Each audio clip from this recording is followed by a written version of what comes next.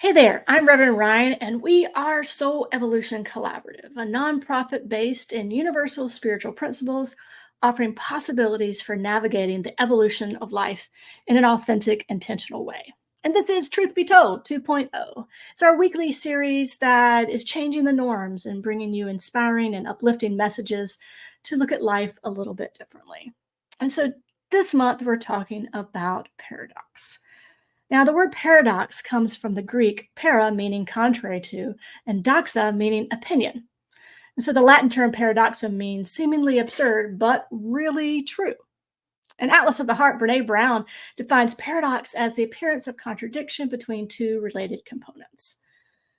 Now, we find paradox like everywhere in our world. Light and dark are seemingly opposites, yet one cannot exist without the other. You have to spend money to make money, or if you don't risk anything, you risk everything. Even the idea of jumbo shrimp is a paradox. This human mind was designed for either or thinking, and this evolutionary design was really supportive for our ancestors and really useful. It was important to be able to quickly tell from a movement out of the corner of your eye, was it the wind blowing or was it the leaves or a tiger that was about to pounce? But now, however, both and thinking, not just either or thinking, but both and thinking is necessary to solve the challenges we face in our society and our world. We must shift from thinking in black and white, this or that, this linear and binary terms of right and wrong, and open ourselves up to the possibility that exists when we embrace the paradox mindset, when we embrace this both and thinking. So it's more than either or, and it's expanding into both and. So that is the topic of our conversation today. So sit back and relax and enjoy this episode of Truth Be Told 2.0.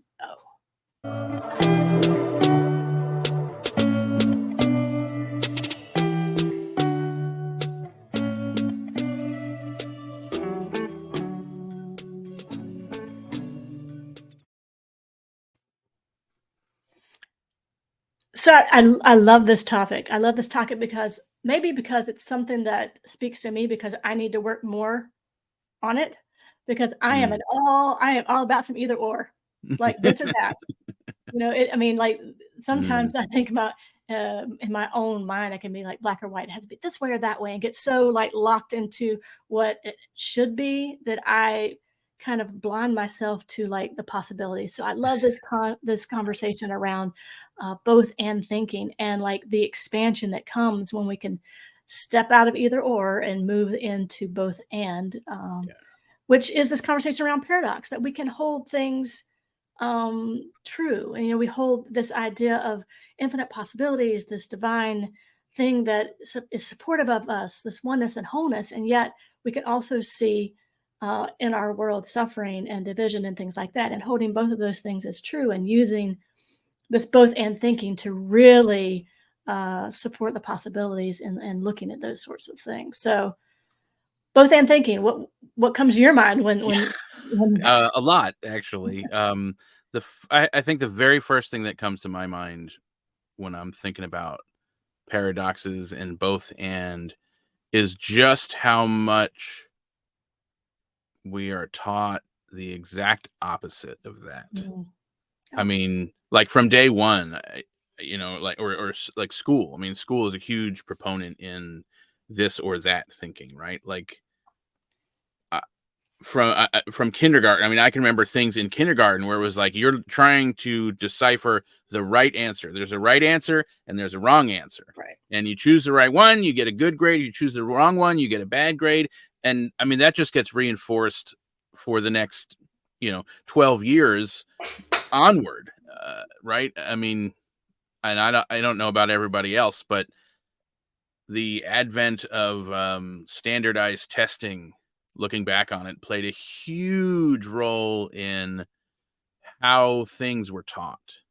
And it was everything got taught to us as if it was like, you need to know this for the test. Now, maybe that wasn't what was said exactly, but it was like, our school funding, I know this now. Our school funding depends on you getting the right answer to all these questions. So here's what you need to know.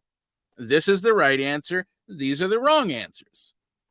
and that, I mean, that was it. Like every year there was some like major test at the end of the year that, I don't know, it seemed like they were always like, oh, this doesn't really matter for your grade, but you need to do really well. Right, right. I was like, wait a minute, what? Like, anyway, um, but I think that like it reinforces that wiring for like this or like it's right or wrong. There's a right answer. There's a wrong answer. There's a right way. There's a wrong way. There's a right way to figure out the math problem. Like, not Yeah, only do you have to get to the right answer, but you have to show us that you know the right way to get the right answer. And if either of those are wrong, like, I mean, just all kinds of this or that, right way, wrong way thinking. And what else is really interesting to me about that too is, a moment ago you mentioned that, like, is it the wind or is it a tiger? And like, I think, I don't know, I have never actually been in a situation where it would have been a tiger, and yet my brain is still like, huh, what what? is that? Yeah. Yeah. And so I think the development of our brain, I think we overlook I can often overlook this. I think this often gets overlooked in conversations or just in life. Um, the different parts of our brains have, like, the oldest part of the brain hasn't developed a system of communicating with the newest part of the brain, or vice versa. And so, like, those very like ancient uh defensive things where like it could have been a saber-toothed tiger, we haven't evolved past that level of thinking in a lot of ways. And yet we also have, like, a different part of us has incredibly evolved incredibly beyond that, like evolved into both and. We're living in a both and world, Right. and yet that part of our brain that is still A or B, safe or, safety or danger, is still operating in the background, I think often unbeknownst to us. Well, and it also gets That is hard. Like, yeah, yeah. Well, and I just think about, to bring it to, like, even in, like, spiritual terms, I think that don't we do this too with, like, our spiritual journey and our spiritual life? Like, it has to look this way, or it has to look that way, right? or it has to be this practice, or it has to be this religion, or it has to be that, and so I think that Mm, what that does, I mean, if we're just thinking about impact now, if we're just moving to the conversation a little bit about what the impact of that is that it so limits our experience. mm, What we think is creating safety actually is, like, limiting our experience of life, limiting, like, the things that we could encounter if we were opening up to, one way is not the only way. And so there's so many other ways, and there's so many, and by ways to all different sorts of things, and I think also that this kind of supports that thinking, my experience is the only experience sort of thing. So if right. I think, I'm "Oh, doing it the right way. I'm doing it the right way," then I am totally Mm, discounting, totally, discrediting all the other ways, all the other experiences yeah. of other people, and I think that that is in this time right now, I think that is for me, is the most necessary reason for this both and thinking, is to begin to shift that our perspective is not the only one. There's so many perspectives, so many things to learn from, so many ways that we can support one another. And I think we have to have both and thinking to do that. Otherwise, we can't even get out of our own front door Yeah. because we're so locked into our, either or thinking. And so I think that that's what is important in this conversation too, to see any transformation and change in the world that supports all different perspectives. I think that that's the importance of this too. And I mean, we see it all the time. Like, am I doing it right? Am I meditating right? Am I Right. doing Yeah. whatever right? Yeah. And it's Yeah. beginning to shed that because it's safe. It feels good, sort of. Sometimes. Um, sometimes. I mean, it feels good in the moment, but I think that its lasting impact is what Yeah. we're seeing right now, honestly. Well, and the cool thing about both and is that it's because it's a skill. It's something we can learn, Yeah. right? It's not something we have to be born with or have to like go achieve or whatever. Like, it's something we can learn on our own. Like, we just have to be willing to do it, and then just look for the places to see it. And it's literally like creating new habits, new patterns, new pathways in our brain, right? And so it, I, I don't know. I think it's like we don't have to like, oh, this is the way it's always been. It's like, well, maybe it has been, and we Right. can learn this new thing. It's almost like consciously taking part in human evolution, Yeah. and maybe that's, I don't know, maybe that is the next step in human evolution, Mm. is like making evolution conscious in a certain way, right? Like I believe there have been neurological studies that are finding a newer brain type evolving that is beginning to bridge like newest parts of the brain with older parts of the brain. And maybe that's just a recognition. Maybe that is just embracing the both and, right? Like Yeah. if the newer parts of the brain we use to recognize that the older parts of the brain are still running the show, then we can be like, oh, well, I don't actually want that to do that. So what if I can recognize that that's happening, but then not make decisions based on Yeah. fight or flight all the time? Like it's important, like it's still important at times, because there are things in life that can be dangerous or a Right. threat to us, and we need to be aware of that. And when our executive functioning is like, yeah, I know it feels like there's a tiger about to pounce on you right now, but there's actually not. You are actually Right. safe. This just feels like that familiar feeling. And so what if we can write a new response, write a new thought pattern, write a both and response to this feeling? And I think that's probably easier said than done. Like it's definitely not an Yeah, instantaneous thing, for but it sure. is a skill that we can intentionally build if when we're paying enough attention to doing that. When I think that does, it speaks to like that it is about intention. It is about awareness. And like, the more we become aware of things, the more we can look at it. Doesn't mean that we're not going to slip into the default, but Yeah. then Right. the more we can turn our awareness, oh, that's what I'm doing. And you do that over and over and over again, then you actually begin to create a new default. Yeah. And so that when you see something, your default is, "Oh, I wonder what other possibilities there are," instead of, "Oh, that must be the right thing or that must be the wrong thing." I Yeah. think that it's this negative bias that our brains have. That's just what it's wired to do. Just can't help that. But the more we become aware of that, it's not to get rid of it, like you say. It's not to get rid of it, but it's just to become aware. Oh, that's what it's doing. But Right. I see what it's doing, but I'm gonna do this now, and I'm gonna go in this direction. I, I honestly Um, think that's the one thing that I wish I had figured out earlier. Like everything else, I'm like, yes, this journey, whatever, it's been great. That's the one thing I wish, like, me I too. don't think I really grasped that until like way more recently than I'd like to admit. Last 5 years. Let's just say last 5 years. Yeah, yeah. I mean, so at some point in the recent past. Um, no, I think that's a game changer. Yeah, Like not trying to change, just trying to recognize, like, be aware of what's actually happening, and then developing a response where I feel at choice how to respond to it. yeah. Which I think isn't that I don't know, there's something empowering about that.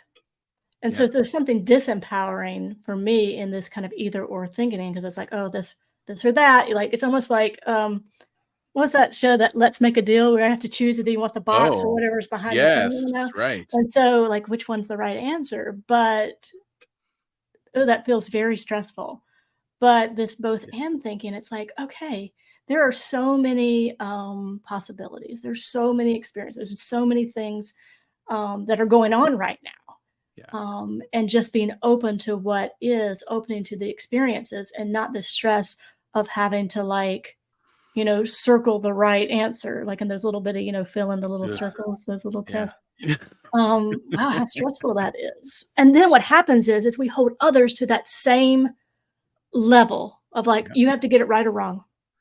Yeah. And boy, does that impact relationships. It impacts connection. It impacts us creating spaces of belonging and community when we are holding each other to this like either or sort of experience that Yeah. if you get it wrong, then this is what's going to happen. If you get it right, then this is what's going to happen. Yeah. And then we just this hustling for our worth and it just kind of spirals from there. And so I think that wow, the impact if we can begin to embrace this paradox mindset, which is this both and thinking, man, it could really unlock a lot of powerful things for us in our experience, like Yeah. individually and collectively. This is a very short story I have to tell. So I remember, I think it was like third grade, but I'm sure we did it every year. It was like the week before like the big standardized test, whatever. I remember they had us practice Practice. filling out the cards because the machines would so Yeah. easily mark them wrong. Like if you had like one Yeah. like sliver of a Very pencil, stressful. oh my God, yes. Yeah, like But almost like getting yelled at for filling out the thing wrong because they didn't want to have to deal with the teachers were then like, responsible for having to go through and check off all the right or wrong ones or not care. And you just yeah. get wrong. If you filled it out wrong, you got it wrong. Isn't that how we live our life, though? Like this, that Oh, some great yeah. machine in the sky is going to judge whether we have filled Right. in our If circle correctly. Yeah, Our if you circle didn't being our life, if you you know. you didn't fill in your circle perfectly, You're if it was going to be misunderstood by the machine and you're screwed. I think if it's safe to say, I think both of us are probably circling outside the lines, and probably both would be misunderstood by the machine, Oh yes. Oh yes. which is fine, If which is good, if there right? were a machine or a If there circle. were a machine. Yeah. But isn't So I'm that the excited interesting? about this month. I'm excited Yeah, about, like, I think diving so into too. paradox Yeah. and what it looks like. My last thought, I guess. I think the interesting thing about all this is when you like the answer sheets. When there is anytime there's an absolutism, anytime there's an absolute Mm, answer, it creates duality. It yeah, has to. It has to. So this is the thing. This is the way. This is the right answer. This is the right way. Everything else gets othered, and mm, it's wrong. It's whatever. It's different. It's scary. It's dangerous. Which makes sense in that old brain way of thinking. yeah. And we're evolving past that. I Yes, think, and this idea of wholeness, that it's all the things, it's yeah, not just it the is one all the thing. things. Yeah. Yeah. Well, I hope you're as excited as I am about this month, and then we're talking about paradox. And so today we've kind of just scratched the little surface of what paradox is and introducing this idea of a paradox mindset, being able to hold this both in thinking. And so, if this has wetted your whistle for a little bit deeper conversation, we invite you to pop into the gathering on Thursday evening at 7 p.m. You can find all the information about the gathering and how to sign up for that on soulevolutioncollaborative.org. It's a really great opportunity to explore these concepts in a little bit more personal way, where you can actually see other people's faces and hear about their experiences and how paradox shows up in their life. And so, for all the other stuff that's going on at Soul Evolution Collaborative, jump on over to our website, soulevolutioncollaborative.org. So many fun stuff going on there, lots of events coming up. You can explore everything that's going on, things that you would want to know, and maybe some things you may not even want to know, but it's all there on our website. And so, thank you for coming along in this journey. If we don't see you at the gathering on Thursday, we will see you next week on another episode of Truth Be Told 2.0.